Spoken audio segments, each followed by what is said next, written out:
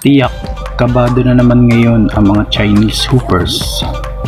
Samantala, good news naman para sa ating Gilas Pilipinas.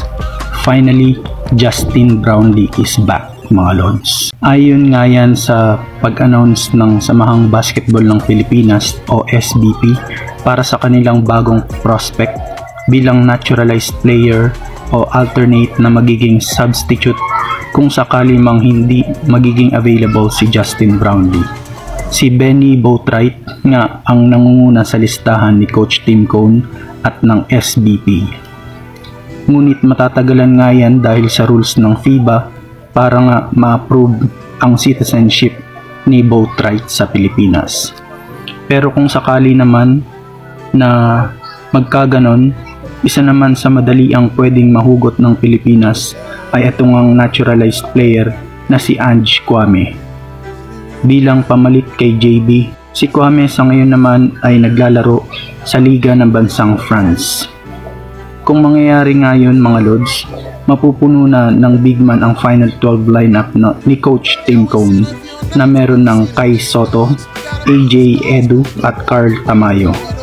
Kaya ang balak ni Coach Tim ay ang power forward na magdo-dominate sa loob ng court, may tira sa labas, mapa mid-range shot o long range shot o low post man. Pero wag na mangamba mga lods dahil gustong gusto na nga ni Justin Brownlee na muling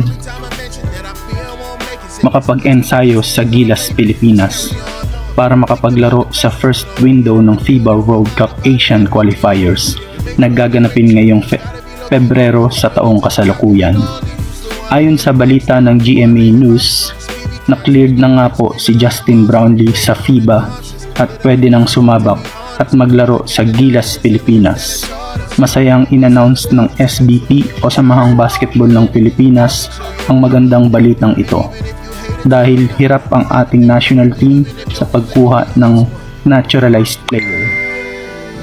3 buwan nga ang ipinataw na desisyon ng FIBA kay Justin Brownlee na hindi pwedeng makapaglaro sa anumang liga ng basketball.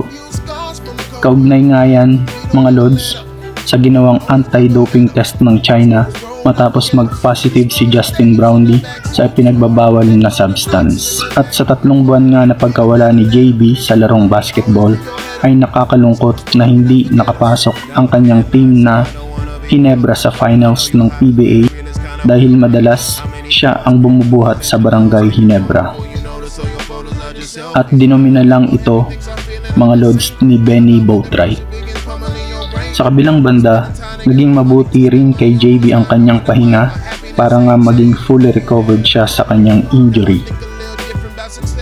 Na ready na nga makipagbakbakan sa FIBA Asian Qualifiers at dahil nga na-cleared na nga ng FIBA ay inaayos na ang madali ang pagbalik ni JB sa ating bansa. Na galing nga kay JB na nasabi niya na gusto niya na nga ulit bumalik sa Pilipinas. Kasama nga mga lods si Justin Brownlee sa mahabang plano ni Coach Tim Cone para sa ating national team na approximately 4 years na magiging head coach si Tim Cone ng Gilas Pilipinas.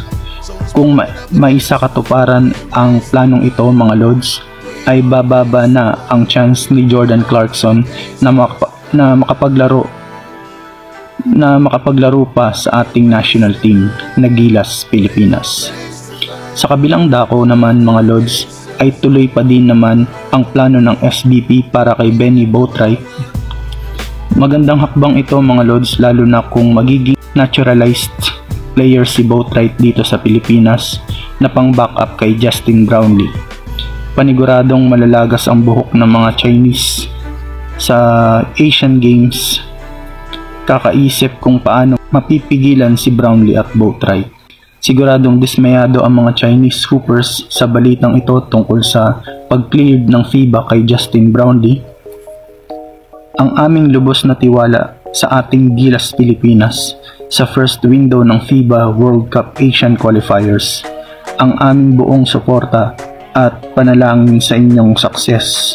Mahal naming national team, Gilas Pilipinas.